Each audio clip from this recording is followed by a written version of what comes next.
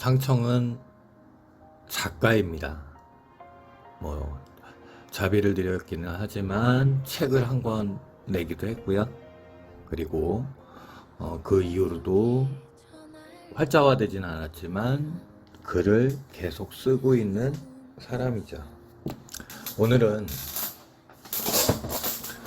제가 좋은 생각이라는 잡지에다가 기고했던 옛 글을 한번 읽어드리는 시간을 좀 가져보려고 합니다. 화면은 기고한 글을 이제 사진으로 찍어서 오디오를 입히기 위해서 보여드리는 것이고요. 글자의 내용과는 제 목소리가 지금 매칭은 안 될 수 있습니다. 아이와 놀이터를 만들다 라는 제목으로 제가 글을 썼고요. 읽어드리겠습니다.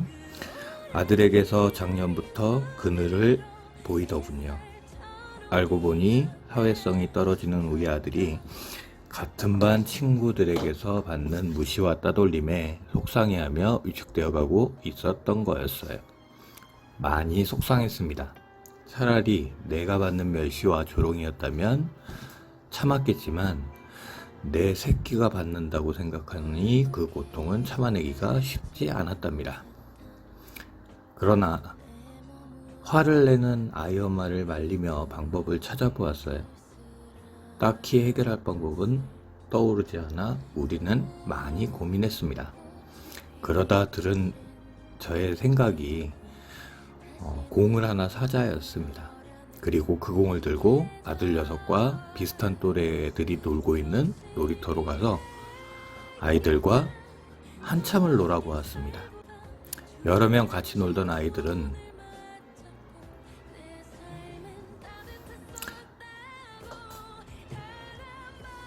공놀이를 마친 후에 슈퍼로 데려가서 아이스크림도 하나씩 물려주기도 했습니다. 하지만 그때뿐이었고 막막함에도 시간은 금방 지나가더군요.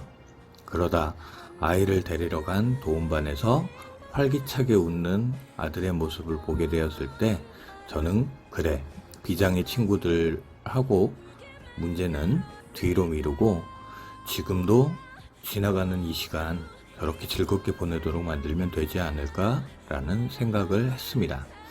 참고로 제 아들은 장애아동 중에서 경미한 상태라 도움반에서는 모범생이었고 선생님 말씀도 잘 듣고 친구들도 잘 챙기며 항상 웃는 아이였답니다.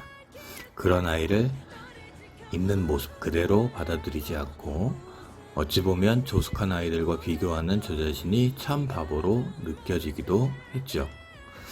전 그렇게 각성을 하고 다니던 직장을 나와서 아이와 더불어 노는 걸 계속했습니다.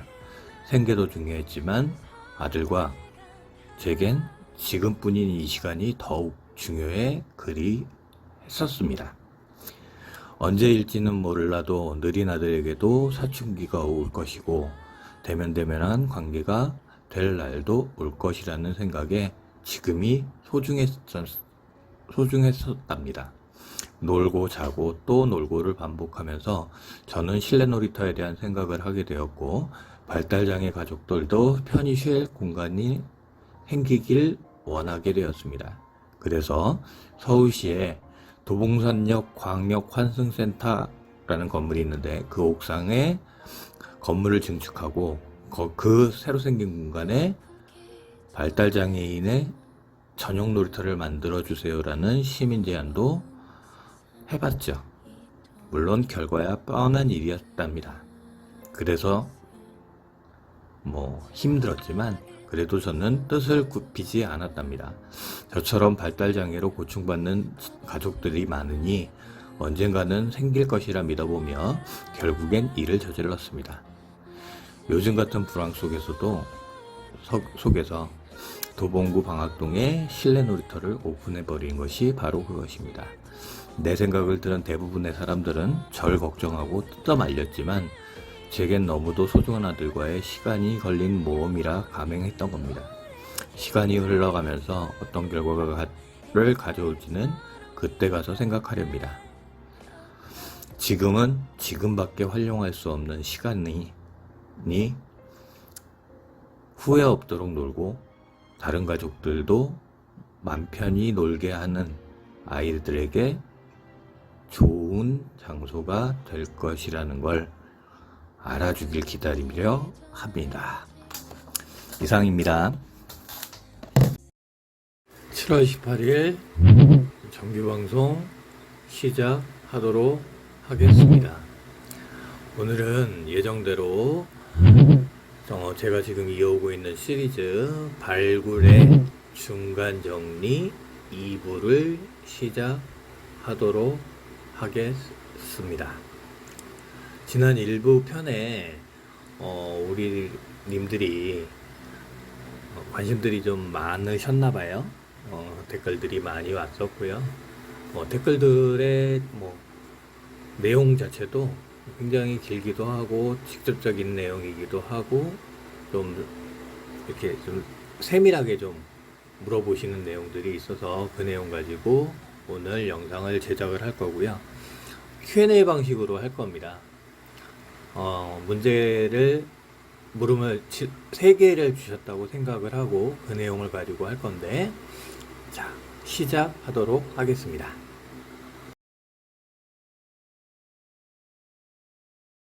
첫 번째 질문.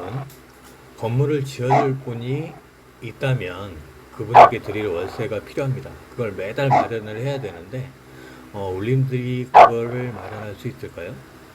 그 돈 우리 부모가 내야 되는 건가요? 일단 답부터 먼저 말씀드리도록 하겠습니다. 저의 계획은 울림들의 월세는 나라에서 내는 것입니다.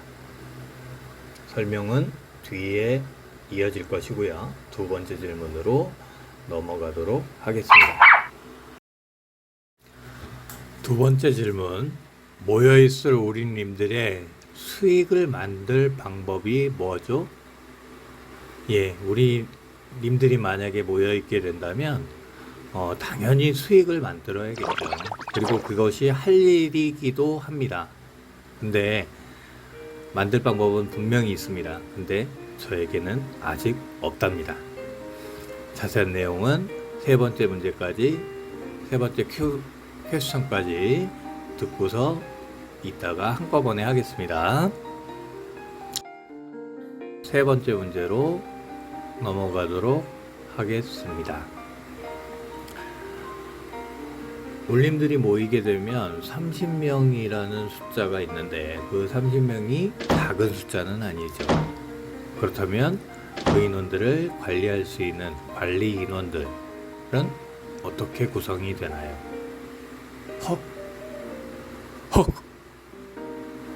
관리 인원이라고요? 뭔가 이해를 잘 못하셨던 것 같습니다. 자, 이어지는 이제 제 대답을 잘 주목하셔서 들어주시기 바랍니다.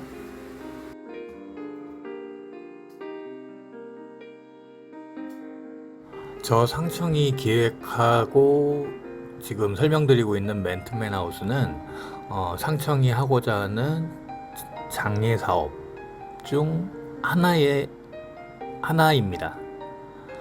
맨투맨 하우스는 장애인을 위하고 장애인의 뜻에 따르며 장애인을 직접 하는 장애 사업. 제가 지난 시간에 이야기했던 장바남의 그 취지를 잘 표현하고 있는 사업 기획이라고 저는 자부하고 있습니다. 맨투맨 하우스의 첫 번째, 월세를 어떻게 매달 마련할 것이냐. 예로 들었던 월 10만 원이라는 금액 자체도 사실상 1년을 모으면 120만 원이고 2년을 모으면 240만 원이겠죠. 우리가 보통 그 장애인뿐만 아니라 그냥 보통 사람들이 평균적으로 받는 급여가 보통 한 200만 원 이상 된다라고 하면 사실상 10만 원이 그렇게 크지는 않을 거예요.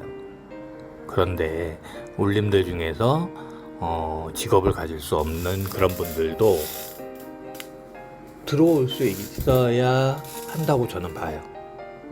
그래서 맨투맨 하우스는 기획 단계에서부터 그분들이 월세를 내지 않을 방법을 생각을 했어요. 맨투맨 하우스에서 하우스가 방 하나를 받는 그런 원룸의 형태라고 이야기를 했던 것도 있고, 그리고 주방 시설이 들어가지 않는 공동 주방 시설이 필요 없는 원룸의 형태를 저는 구상을 했답니다. 그러다 보니까 사실상 크기도 그렇게 클 필요는 없어요. 제가 그러니까 활동 지원했던 그런 분들이 사실상 보면 외부 활동을 자주 못하고 집이나 시설이나 이런 곳에 주로 이제 좀 심하게 이야기하면 갇혀 있는, 나가지 못하게 하는 그런 형태이기 때문에 오히려 맨투맨 하우스에 들어오는 우리님들 같은 경우에는 더 많이 밖으로 돌아다니게 할 생각을 가지고 있습니다. 그게 또 그분들이 원하는 삶의 방식이 아닐까라고도 생각을 하고 있고요.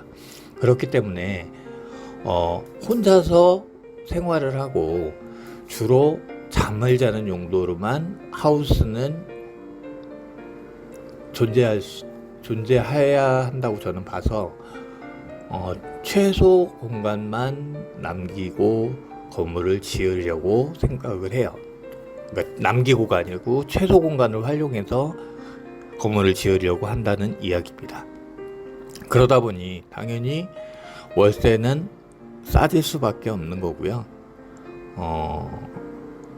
그 월세를 앞에서 이야기했던 나라가 책임지게 한다라고 이야기했습니다. 어떤 방법이냐?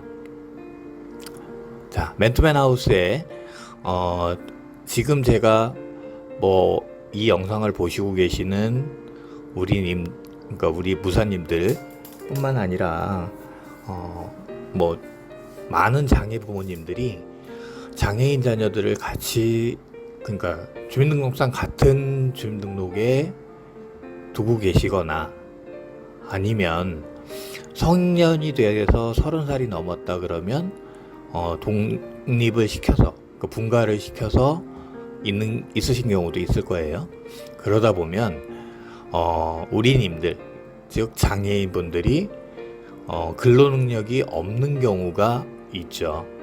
그럴 경우에 나라에서 지급해주는 기초생활보장이라는 것이 있습니다. 우리가 소위 말하는 수급권자를 말하는 거죠. 그 수급권자가 되면 생계뿐만 아니라 주거 비용도 나라에서 주는 그 비용 갖고 해결을 할 수 있다라는 이야기인 거고요.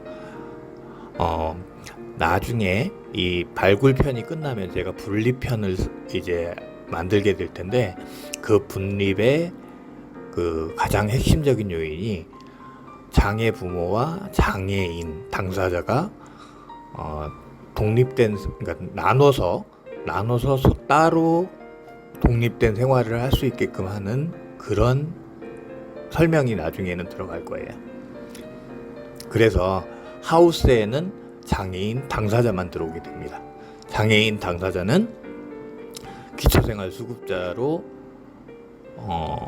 이제 등록이 돼서 기초생활수급자가 되면 주거급여가 나오니 그걸로 월세를 해결할 수 있습니다.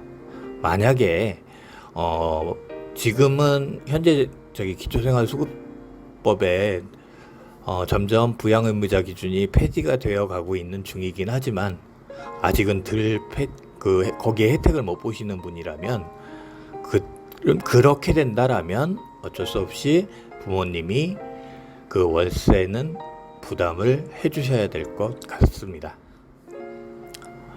첫 번째 질문에 대한 답은 여기까지 말씀을 드렸고, 그래서 나라에서 지급을 해주는 주거급여와 생계급여로 그분들이 월세와 식비를 낼 수 있는 그런 구조를 저는 생각을 했습니다. 자, 두 번째 질문. 모여있는 님들의 님들이 뭐 공동 작업을 한다든가 하는 방식으로 뭔가 수익을 창출하는 방법이 있지 않을까라고 생각을 하실 거예요. 우리 많은 장애 부모님들이 장애 부모님뿐만 아니라 그냥 보통의 부모라면 자녀들이 일을 하기를 원하겠죠. 우리 장애 부모도 마찬가지로 일을 하기를 원할 겁니다. 그러다면 일거리를 만들어 줘야 되겠죠. 맨투맨 하우스에서는 그 일거리를 만들어 갈 거예요. 그런데 뭐 아시다시피 저 상청이 상상을 많이 하는 사람이다 보니까 앞선 영상에서 유도등을 비롯해서 갖가지 상상들을 많이 써놨죠. 맨투맨 하우스가 만들어지고 나면 저는 그것을 적용을 해볼 생각도 하고 있고, 그 외에도 여러분한테 소개시켜드리지 않았던 그런 내용들도 적용을 시켜보려고 하고 있습니다. 그렇기 때문에 제 두 번째 질문의 답은 수익을 창출할 방법은 분명히 있습니다. 아니, 오히려 너무 많습니다. 하지만 맨투맨 하우스가 만들어진 이후에 적용이 가능한 것이고, 현재 제가 설명을 아무리 드려봐야 뜬구름 잡는 이야기처럼 들리실 것이라서 두 번째 질문은 그렇게 마무리하겠습니다. 자, 세 번째 마지막 질문입니다. 30명의 인원이, 그것도 우리 이 그러니까 장애인분들이 모여서 산다.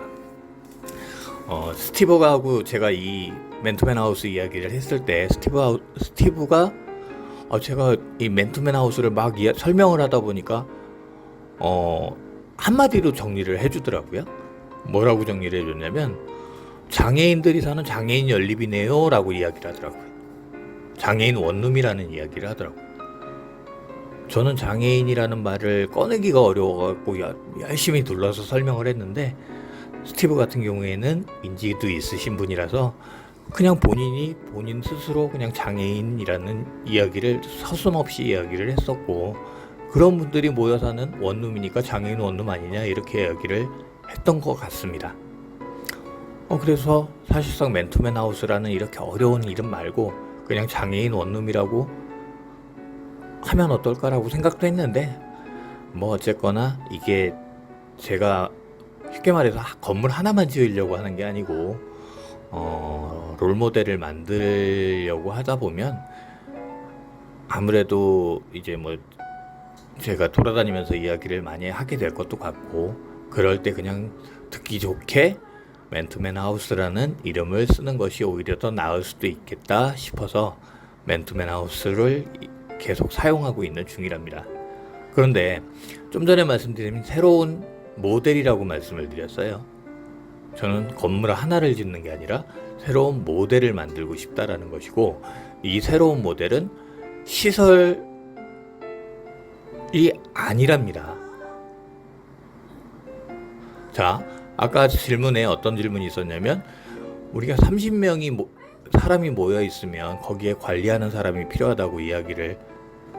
거라고 이야기를 하셨는데, 관리를 왜 해야 되죠?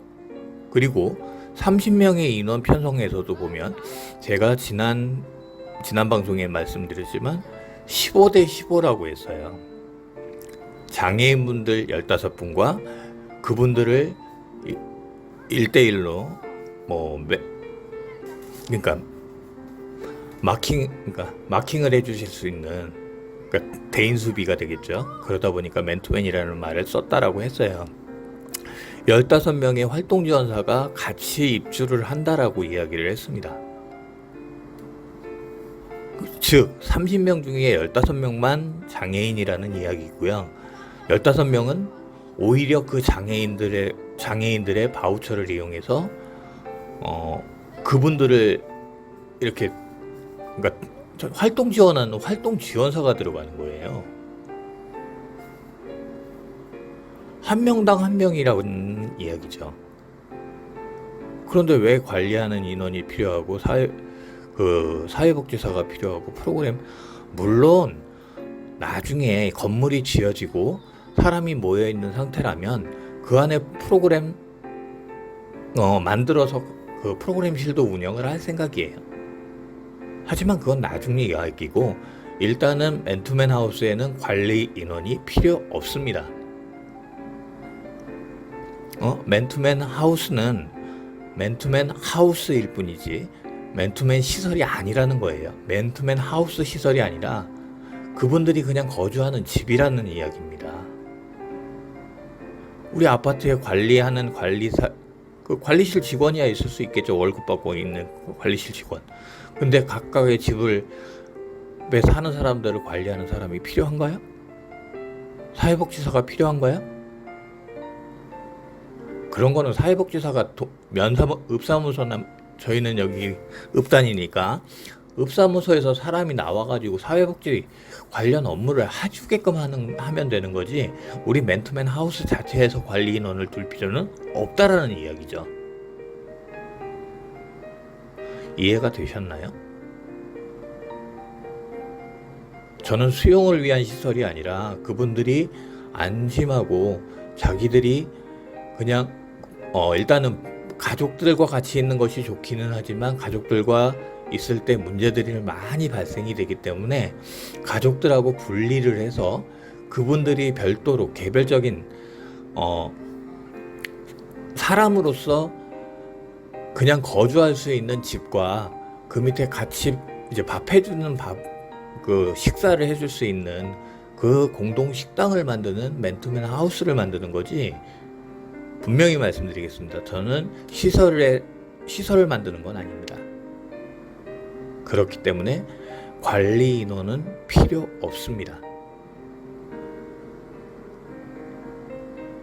자, 여기까지 해서 맨투맨 하우스에 대한 해설을 설명을 드렸는데 사실상 우리가 이 동영상을 집중해서 처음부터 끝까지 이렇게 쭉 보시는 경우들이 울림들은 분명히 그렇게 해주실 거라 생각을 하지만 띄엄띄엄 보시는 분들이 많겠죠. 저희 아들이 특히 그렇게 보고 있습니다. 그러다 보니까 이게 무슨 소리냐라고 생각을 하시겠지만 어쨌거나 좀 기다려 주셔야 될 것 같아요. 제가 지금 스티브 한 분을 발굴했다고 그랬죠. 이제 곧 두 번째 발굴이 시작을 되고 그러니까 두 번째 대상자를 발굴하려고 이제 발굴 작업을 시작하려고 하고 있습니다. 그러다 보면 대상자분들이 좀 모일 것이고 우리 이 영상을 봐주시는 우리 부사님들 중에는 저하고 지리적으로 거리가 너무 멀리 있으신 분들이 많기 때문에 저 같은 경우에는 장수의 인원으로 일단은 대상자들을 찾아보려고 생각을 하고 있습니다. 또 이 편에서 그러니까 그 친구 편에서 말씀드렸던 것처럼 그 스티브와 같이 이제 돌아다니게 될 건데 아동 보호 시설에도 이제 가서 활동 지원사 소개를 계속해 나갈 거예요. 그러다 보면 언젠가 제가 말하는 맨투맨 하우스 만들어질 수 있을 것이라고 저는 믿어 의심치 않습니다. 울림들도 앞으로 이어지는 이야기들 쭉 이어서 봐주시고요. 지금 정확하게 제 설명을 이해하셨다라고 생각을 하지 마시고 조금씩 형태를 갖춰 나가는 그것을 보시면서 본인들도 상상을 좀 해주셨으면 좋겠습니다. 이상으로 오늘의 영상은 마치도록 하겠습니다. 긴 영상 시청해 주셔서 감사합니다.